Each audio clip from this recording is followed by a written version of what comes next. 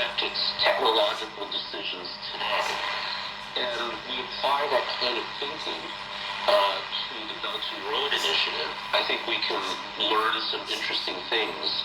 One is that there actually is a very clear continuation between imperial China, so the China of the Qing and the Han, which is the Qing first unified these various countries in a way that were like Europe into one country, of course we know as China today. This is BC. We're talking about 2,000 years ago, yeah? Yes. Maybe I would say 100-ish, 200-ish BC. Yes, so more than 2,000 years ago. But we see, a lot of this continuity. It's not just the language. So in the Qing, they developed the script, that we now call Hanzi, right, our Chinese characters.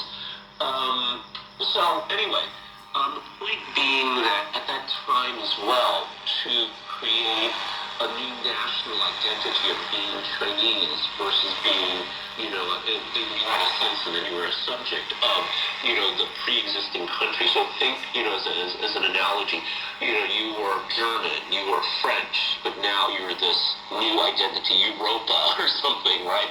So to become Chinese, one of the important things the first Qing emperor had to do was create a new ideology, and this was based on Confucianism, and some scholars will say there were 5 texts, some others will say 6. But the point here being that these values were based on humanity and benevolence, and the worldview is being very pragmatic. So we see today, with, say, the United States, these notions of promoting freedom and human rights around the world, making the world safe for democracy. In some sense, these are not very pragmatic goals. They're quite ideological. And the thing, the hallmark of China, I think, through these thousands of years, and certainly from 78 through today with reform and opening, is both benevolence and pragmatism. And this is what motivates the Belt and Road Initiative. And I think, again, for people fortunate enough to live in the developed world, especially, what I call the weird countries, the Western, educated, industrialized, rich, and democratic countries, they have no conception of this. But, if you don't have running water, if you don't have reliable electricity, if you don't have sanitation, if you don't have a road, your life is pretty awful, frankly. And what China's Belt and Road Initiative is set out to do, and is doing, is exactly providing what many people around the world absolutely need. They don't need democracy. They don't need freedom of the press, right? But what they do need is economic prosperity. 雨后一片冰川。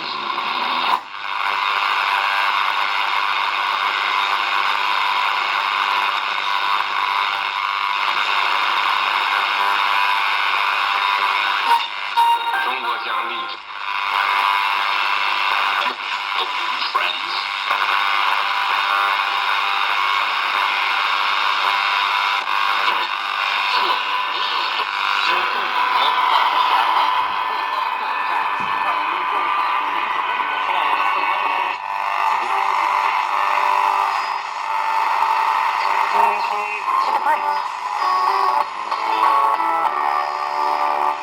Moving along, you've written an article, Reflections on China's Rise to Technology.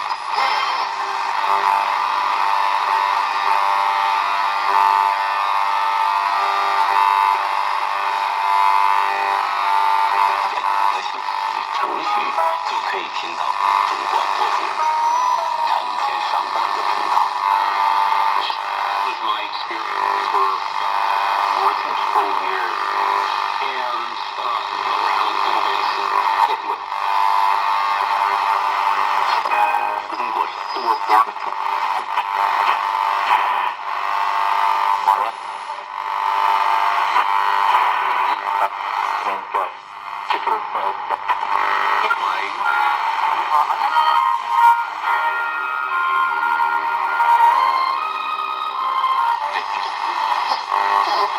高于